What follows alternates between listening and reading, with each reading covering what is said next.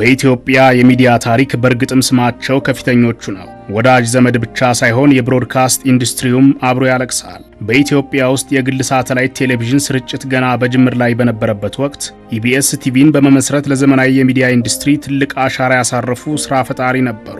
የመትለም ግብራቸውን ታሪክ የሚዘነጋው አይደለም። በአውሮፓውያን 2008 ኢቢኤስ ቲቪን ሲመሰርቱ ዋነኛ ዓላማቸው በውጭ ሀገር የሚኖረውን ኢትዮጵያዊ ዲያስፖራ ከሀገሩ ባህል፣ ቋንቋና ወቅታዊ ሁኔታ ጋር በቅርበት እንዲገናኝ ማድረግ ነበር። ያለሙት ሰምሮ በርካታ ስራዎችን ሰርተዋል። የአስፋው መሸሻ ኑሮ በአሜሪካ አንዱ ማቀራረቢያ ፕሮግራም ነበር።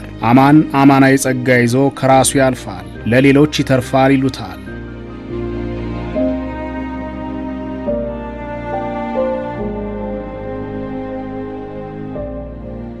በቴሌቪዥን ጣቢያው አማካይነት ለበርካታ ጋዜጠኞች፣ አርቲስቶችና የሚዲያ ባለሙያዎች የሥራ ዕድልና የችሎታ ማሳያ መድረክ በመፍጠር ጉልህ ስም አላቸው። ለራሳቸው ሲቆርሱ ለሌሎችም አያሳንሱ።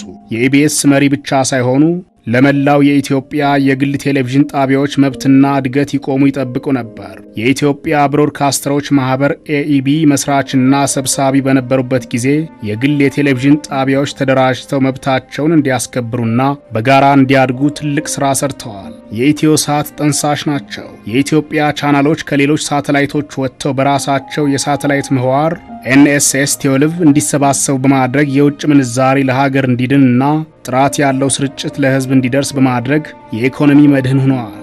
በአሜሪካ የኢትዮጵያ ንግድ ምክር ቤት ዕውቅና የተሰጣቸው አቶ አማን የሚዲያ ስራን ከንግድ ስኬት ጋር በማጣመር በመቶዎቹ ለሚቆጠሩ ወጣቶች የሥራ ዕድል ፈጥረዋል። በተለይም ዘመናዊ የቶክ ሾውና የመዝናኛ ፕሮግራሞች በኢትዮጵያ እንዲለመዱ ፈር የተለሙ ናቸው ይሏቸዋል። ከሚዲያ ስራቸው ባሻገር ለአቅመ ደካማ ኢትዮጵያውያን የደረሱ በችግር ውስጥ ያሉትን የረዱና ለሰው አዛኝ የነበሩ ደግ ሰው ነበሩ።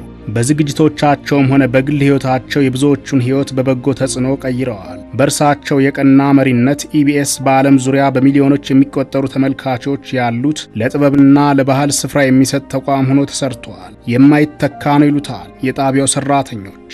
የማይተኩት ከመሰረቱ እስከ እድገቱ አንድን ጣቢያ አስተካክለው የገሩና ከማህበረሰብ ጋር ያዋደዱ የሚዲያ ሰው አልፈዋል። የሰሩት የወጠኑት ሁሉ እየታየ ይቀጥላል።